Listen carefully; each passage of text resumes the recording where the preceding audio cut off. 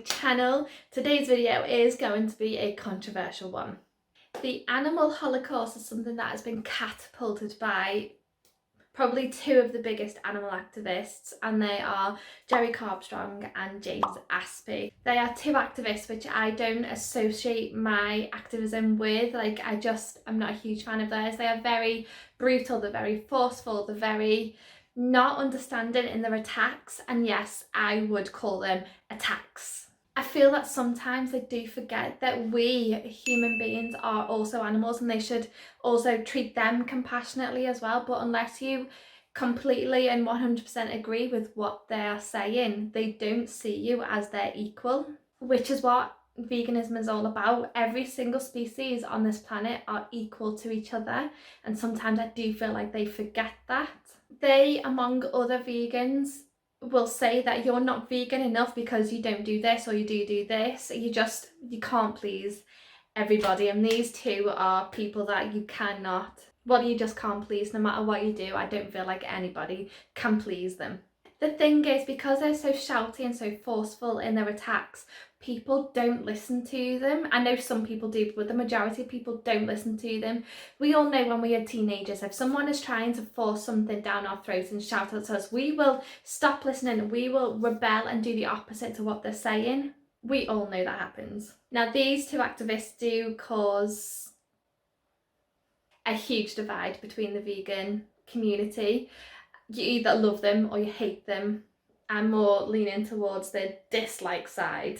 And they've caused an even bigger divide with comparing the Jewish Holocaust to the animal Holocaust. Even with Jewish vegans themselves, some people are saying, yes, this is an animal Holocaust. Some others are saying that, no, do not compare it to the Holocaust.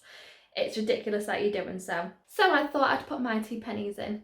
So the definition of a Holocaust is the destruction or slaughter on a mass scale, especially caused by fire or nuclear war. Now, by that definition alone, what is going on with the animals, the meat and the dairy industry, is in fact a Holocaust. But many people associate the Holocaust with the Jewish Holocaust from World War II. However, what I will say is Holocaust with a capital H can be associated with the Jewish Holocaust of World War II.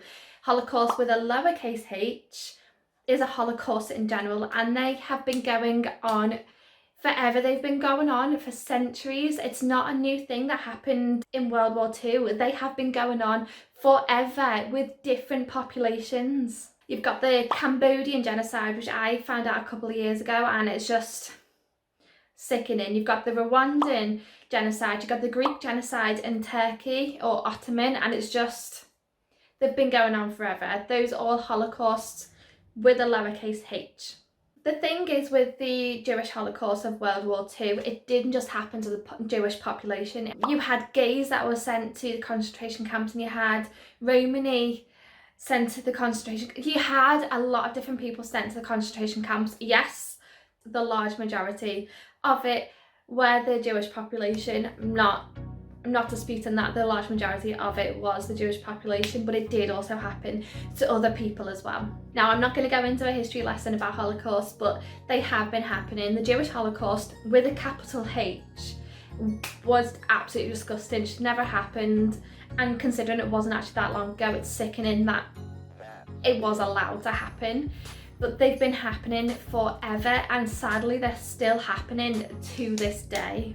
Often people say that comparing an animal Holocaust to the Jewish Holocaust of World War II is belittling what those people went through, and I am not belittling them whatsoever. What they went through was traumatizing, it's sickening is all I can say. It was absolutely vile, it was disgusting, should never have happened. To me, it sounds like what happened to the Jewish people, which was is happening to those animals. They are every single day on a mass scale. So by definition, again, it is a Holocaust that's happening to the animals. People still see the lives of humans as more superior to those of animals, whereas I find us all equal on this planet. We are all here for a purpose, we are all here for a reason, we all deserve to live a happy, healthy life. I do believe that what is happening to the animals is by definition a Holocaust. but I still wouldn't describe it myself when I'm talking to people as a Holocaust, because I know it's going to put people off. They're not going to listen to me. As soon as I use those words in the same sentence, they're going to completely ignore me. I know if I was a meat eater myself and somebody came up to me, a vegan came up to me in the middle of the street and said, oh, how do you feel about the animal Holocaust? The animals are gassed every single day. I'll go, no way are you comparing it to the Jewish Holocaust. No way in this world. I'm switching off. I'm going. Goodbye. See you later. Good luck with that. I wouldn't listen, and I'm pretty sure most of you wouldn't listen either. I know that using harsh language and blunt language on some people will work, but for me and everybody that I'm surrounded by, it wouldn't. It would absolutely turn somebody off within an instant. Instead, I try to compassionately educate people of what is happening today with the animals, why it doesn't need to happen. And I also let them know that I understand why they're eating meat and dairy. We all have been forced a meat and dairy diet on us since birth. It's such a normal thing, and it's so abnormal if you don't. I'm bringing Hugh up a vegan, and people question me like, are you sure that's healthy? Like, do you not need meat and dairy to be strong and to live a healthy life? I'm like, no, absolutely not. You get everything from plants. Where the animals get the protein and the iron and the B12 is from the ground, it's from the soil, it's from the water, it's from the plants. And that's what people don't understand. We as vegans are just cutting out that middle, horrific, living an innocent life. We don't need that. We get it from plants. That's where the animals get it from. And I also understand that cheese is an addictive substance. I struggled with cheese. If you've watched my last video, you'll know that I struggle with cheese. Cheese was my biggest struggle when I was turning from vegetarian to vegan. That was the thing that slowed me down the most. Now, when I met Adam, he was a meat eater. He then turned vegetarian when he got with me, and then we both turned vegan together.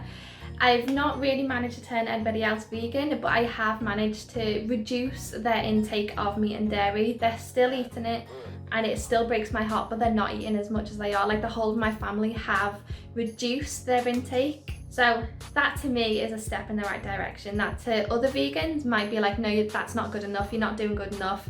If what you're doing isn't working, then let's go another route. But to me, that the fact that they reduce the consumption is a good thing. The thing is with these vegan activists, sometimes they take it too far and it just puts people off. It's like the feminists of the 1970s. They've given the rest of us feminists a bad name, because as soon as you say you're vegan, people associate your veganism to them. And as soon as you say that you're a feminist, they compare your feminism to the 1970s second wave feminists.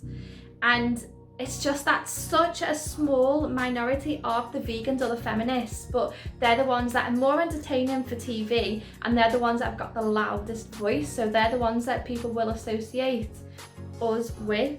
The majority of us are compassionate and are understanding of why people are not vegan, and we're trying to educate them in the right way rather than forcing it down the throat. The person that I love the most in this world for his vegan activism is Ed. He's so blunt and he gets his point across, but he articulates himself really well, and he doesn't judge people. He doesn't defend people for eating meat, but he also doesn't go, you're a horrible person because you're eating meat. He understands why. He says himself he ate meat for the first 21 years of his life without even thinking about it, and the majority of us today are like that. He gets his point across in a way that people just cannot argue. And if you're so forceful and so violent in your activism, people will find the smallest arguments ever to argue against why veganism is so bad or why veganism is so good.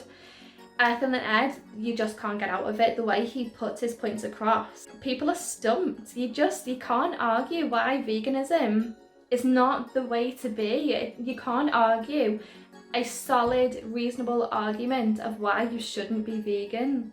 And Ed is the best person to do that.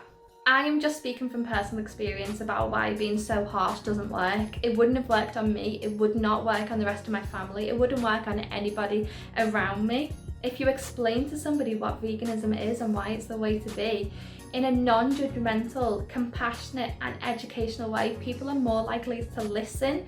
They might not change the way straight away, but it will get them thinking. Whereas telling them that it's an animal holocaust and the animals are and using all this horrid language that, don't get me wrong, is true. By definition it is true, but it's going to put people off. So by definition, I do agree that it is an animal holocaust, but by decision, I would not use that language in a conversation with somebody about veganism. Let me know in the comments below what you think. Have you ever argued against a really forceful vegan activist about why it's not a holocaust, or do you agree or disagree that it's an animal holocaust? Would you use that as an argument? Just let me know your thoughts in the comments below.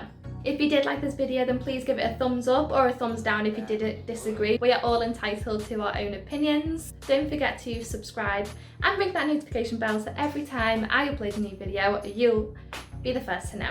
And do remember, especially after this video, that one small change makes a massive difference. Bye guys.